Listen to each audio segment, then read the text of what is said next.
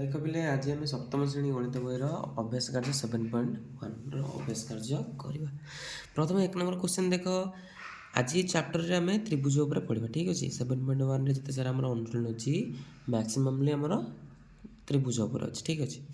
ତ ଦେଖ 1 ନମ୍ବର ପରେ କ'ଣ କହିଲା ନା ଗୋଟେ ତ୍ରିଭୁଜ PQR ଅଛି। ଆଉ PQRରେ QRର ସମ୍ମୁଖୀନ କୋଣର ନାଁ କ'ଣ ହେବ? ତାହେଲେ ଆମେ କେମିତି ଜାଣିବା ନା ଆମକୁ ଚିତ୍ର ଗୋଟେ କରିବାକୁ ପଡ଼ିବ। ଦେଖ ମୁଁ ଛୋଟିଆ ଏଠି ଗୋଟେ ଚିତ୍ରଟେ କରୁଛି। ତ୍ରିଭୁଜ PQR ଠିକ୍ ଅଛି। ତାହେଲେ ଏଠି QR ବାହୁ କେଉଁଟା? ଏଇଟା। ୟା ସାମ୍ନାରେ କେଉଁ କୋଣ ଅଛି? P କୋଣ। ତାହେଲେ ୟାର ଆନ୍ସର୍ କ'ଣ ହେଇଯିବ? P କୋଣ। ସେମିତି ତ୍ରିଭୁଜ DEFରେ E କୋଣର ସମ୍ମୁଖୀନ ବାହୁ, ସେମିତି ଆଉ ଗୋଟେ ତ୍ରିଭୁଜ କରିଦିଅ, ତ୍ରିଭୁଜ DEF।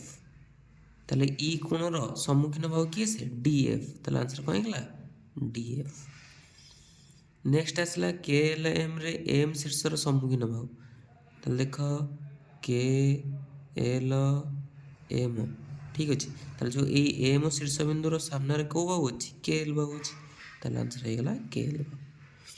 ନେକ୍ସଟ କହିଲା 2 ନମ୍ବରରେ ନିମ୍ନ ଚିତ୍ରରେ ବିଭିନ୍ନ ତ୍ରିଭୁଜର ବାହୁର ଦୈର୍ଘ୍ୟ ଓ କୋଣର ପରିମାଣ ମାନ ଦିଆଯାଇଛି, ସେଗୁଡ଼ିକ ଦେଖି ନିମ୍ନ ପ୍ରଶ୍ନର ଉତ୍ତର ଦିଅ।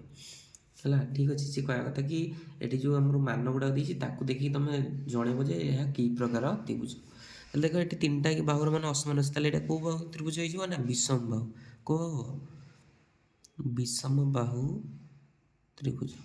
ଏଠି ଯୋଡ଼େ ବାହୁ ସମାନ ଗୋଟେ ବାହୁ ସମାନ, ତାହେଲେ କେଉଁ ତ୍ରିଭୁଜ ହେଇଯିବ? ସମଦ୍ୱିବାହୁ ତ୍ରିଭୁଜ। ଏଠି ଗୋଟେ କୋଣ 90 ଡିଗ୍ରୀ ଅଛି, ତାହେଲେ ସମକୋଣୀ ହେଇଯିବ, ସମକୋଣୀ ତ୍ରିଭୁଜ। ନେକ୍ସଟ ଦେଖ ଏଠି ସବୁତିକି ବାହୁ ସମାନ ଅଛି, ତାହେଲେ ଏଇଟା କେଉଁ ବାହୁ ତ୍ରିଭୁଜ ହେଇଯିବ? ନା ସମବାହୁ ତ୍ରିଭୁଜ। ଏଠି ଗୋଟେ କୋଣ 90ରୁ ଅଧିକ ଅଛି, ତାହେଲେ ଏଇଟା ହେଇଗଲା ଆମର ସ୍ଥୂଳକୋଣୀ ତ୍ରିଭୁଜ।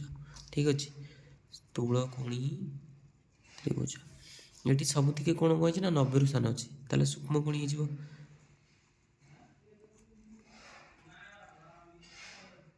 ହେଇଗଲା। ଏଠି ଅପସନ୍ ବି ତୁମର ଦେଇଛି, ତୁମେ ଅପସନ୍ ନେଇକି ମଧ୍ୟ ଲେଖିପାରିବ। ଠିକ୍ ଅଛି। ତାହେଲେ ଅନୁଶୀଳନୀ ଶେଷ।